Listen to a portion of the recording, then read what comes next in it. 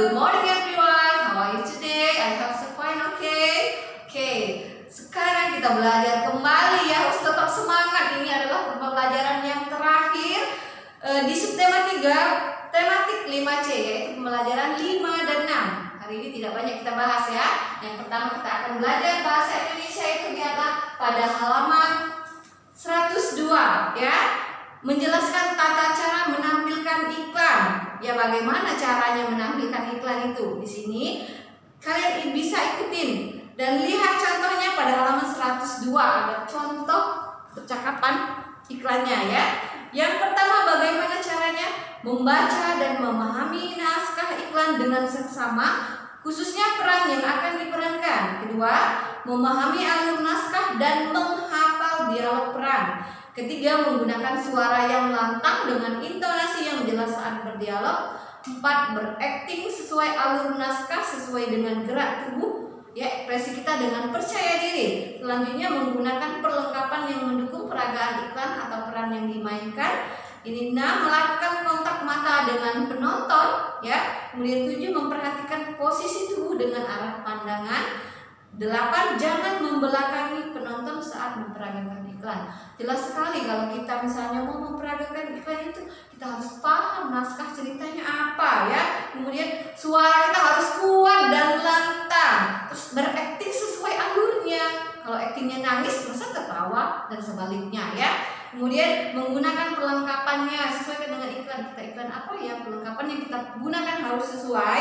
Kemudian melakukan kontak mata dengan penonton ya, maksudnya kita harus melihat ke penontonnya. Tidak boleh kita menunduk seperti ini membawakan peran iklan atau dialognya ya. Kemudian perhatikan posisi tubuh ya, nggak boleh kita sedang pentas ya, sedang berperan tapi kita membelakangi penonton seperti ini, tidak boleh ya. Tetapi harus kita perhatikan posisi tubuh kita yang baik dan benar bagaimana. Itu ya. Terakhir ya. Lihat contohnya di sini. Padang tidak hanya terkenal dengan rendangnya yang enak ya, benar sekali. Di sana ada juga tradisi yang masih hidup hingga sekarang, misalnya makan bajamba. Wah, menarik sekali, kita harus ke sana, kata mereka sedang berakting. Lihat sini, di sini ada anak ya, perannya ya itu mengenalkan rendang ya, berarti dia berasal dari Padang. Lihat pakaian yang digunakan mendukung kan, dia pakai baju Padang. Kemudian ini dari Papua ya, Papua dia menggunakan pakaian daerah dari Papua, jadi harus disesuaikan. Itu ya cara menampilkan iklan. Selanjutnya ada lagi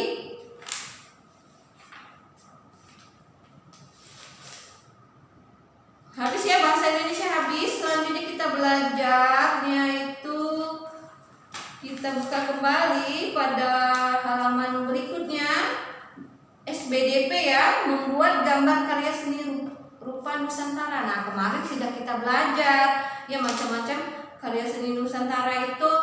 Ada seni ukir, ada patung, ada batik dan juga ada tenun. Ya, di sini khususnya motif tenun dan batik ya. Di sini bisa bedain kan, kalau tenun itu dengan batik beda gambarnya. Kalau kain tenun itu lihat pada halaman 103, itu motif tenun ya, ada mungkin kain ulos, ada songket, ada kain tapis ya, ada ikat dari Toraja, ada Minangkabau. Nah, itu ini apa? Tenun, beda dengan batik. Beda motifnya dengan batik. Jadi bisa membedakan antara motif batik dan motif tenun ya. Meskipun berbeda cara pembuatan karyanya hampir sama ya. Kain tenun itu menggunakan alat tenun. Seperti pada halaman 104. Nah, itu cara membuat kain tenun nih. Alatnya masih tradisional sekali ya. Kemudian juga ada canting. Canting itu alat yang digunakan untuk melukis batik, itu namanya canting dengan lilin, masih tradisional ya. Kemudian agak canggih sedikit dia menggunakan cap ya, teknik cap. Nah, kainnya dicap dengan lilin yang sudah panas. Kemudian juga ada teknik sablon, itu sudah agak modern sedikit, tidak tradisional ya. Ini di sini berarti disuruhnya menggambarkan batik ya. Nah, anak diminta untuk menggambarkan batik. Untuk itu saja untuk SBDP-nya ya. Nah, sama pada halaman 109 itu masih juga motif batik. Untuk SBDP-nya selesai, kemudian kita belajar PKN. PKN-nya itu pada pembelajaran 6 ya. Pada pembelajaran 6 itu halaman 107. Manfaat keberagaman dalam kerja kelompok dan kerja seorang diri. Ya, setiap hari kita melihat keberagaman di sekitar kita, baik di rumah, di sekolah, mungkin di lingkungan masyarakat ya. Keberagaman itu bisa berupa keahlian atau juga karakter individu. Keberagaman tersebut dapat dimanfaatkan dalam kerja kelompok. Tapi berhubung kita tidak sekolah tatap muka, jadi kerja kelompok dengan teman-temannya mungkin kita tunda dulu ya. Kita di sini mengetahui bahwa kelebihan dalam bekerja kelompok itu yang pertama apa? Yang pertama, kalau kita kerja kelompok, pekerjaan itu cepat selesai. Tugas yang banyak bisa dibagi sesuai jumlah anggota kelompok kita. Kemudian juga kelebihannya kita dapat diskusikan. Kita diskusikan pekerjaan kita atau apa secara bersama-sama. Itu kelebihan dari kerja kelompok. Sedangkan kekurangan dari bekerja kelompok itu sendiri, mungkin terdapat perbedaan pendapat. Ya biasa, namanya kita orang banyak, beda-beda pendapat pasti ya. Kemudian waktu dan tempat pengerjaan harus disepakati oleh semua anggota. Kemudian juga kekurangan yang terakhir, harus ada yang mengalah dalam diskusi.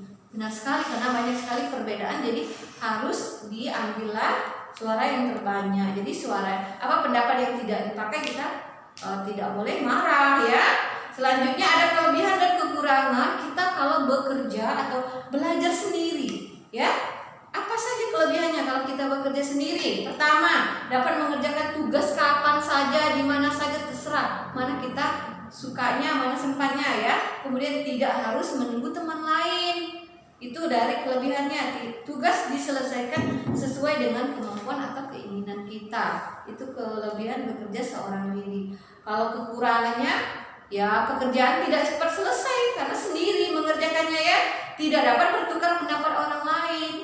Mau sama siapa kita bertukar pendapat, namanya kita kerja sendiri ya. Kemudian kemampuan atau hasil kerjanya terbatas. Itulah terakhir dari kekurangan bekerja seorang diri. Habis materi kita ya. Materi kita untuk subtema 3 pembelajaran 5 tematik 5C selesai ya. Jadi kita nanti tinggal mengulang dari subtema 1 sampai 3, lalu kita melaksanakan penilaian harian untuk tematik tema C ya. Oke, terima kasih, selamat belajar semuanya.